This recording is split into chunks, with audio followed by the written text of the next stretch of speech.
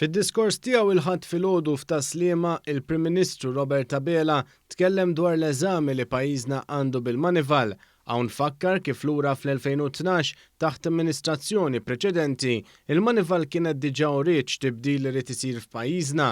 Qal li dan il-gvern ma żammx il-bogħod mill-bidla u ndirizza n-nuqqasijiet u li llum jinsab konfidenti quddiem din l-isfida. U ninsab konfidenti li nistgħu ngħadduh. Konfidenti għax ħdimna. Ħdimna mhux biss b'mod kosmetiku, ġifieri biex ngħidu wara għalulna biex nagħmlu dil-bidla u għamilna xi ħaġa superfiċjali ġast kemm nolqtu il-kaxxi ta' dak li qalulna biex nagħmlu. Le. Għax verament urejna li dan il-pajjiż irid itella l-standards tiegħu. Il-Prim Ministru nota kif pajjiżna fehem li pajjiż modern Ewropew irid ikompli joli l-standards tiegħu. Stqarr li dawn l-standards irdu jagħmlu l-ekonomija ta' pajjiżna sostenibbli fit-tul għaliex pajjiżna jixraqlu li jkun magħruf għal governanza tajba u s-sistemi ta' due diligence u trasparenza li għandu. X'għamilna? Żidna u żidna fuq li żidna riżorsi. Żidna biss premises ġodda li minnhom se tkun qed topera l-FIAU. Żidna n-numru ta' professjonisti li bihom hija attrezzata.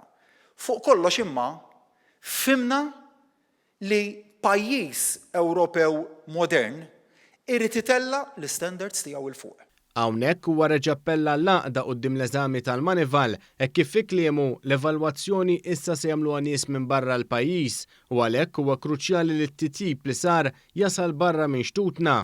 L-evalwazzjoni se jagħmilha ħadd ieħor u għalhekk huwa kruċjali li l-messaġġ li jintbagħat bħala pajjiż ikun wieħed fejn il-bidliet li għamilna fl-FIAU fil-qasam tar-reati ekonomiċi fil-Korp tal-Pulizija, t-tisħiħ tal-Korp tal-Pulizija b'mod ġenerali, it-tisħiħ fl-MFSA. Li l-messaġġ li nibagħtu bħala pajjiż u l-pajjiż ma jfissirx biss il-gvern, imma jfisser il-pajjiż kollu inkluż l-oppożizzjoni, ikun wieħed fejn dak li għamilna infaħruh. Il-Prim Ministru Abela spjega kif li tibqa' tkun soġġett tal-iskrutinju tal-midja hija d-dover ta' kull min hu fil-politika u huwa importanti li dan il-gvern jibqa' jkun trasparenti mal-midja. Spjega kif huwa jemmen li l-midja tkun ir-reba' pilastru tad-demokrazija tagħna. Nemmen fil-midja bħala ir-raba' pilastru tad-demokrazija tagħna. U biex temmen fil-midja tkun miftuħ magħha mhux tattakka l-ġurnalisti. Jiena hawnhekk se nagħmilha ċara ħafna, se nkun l-aqwa difensur tal-ġurnalisti kollha.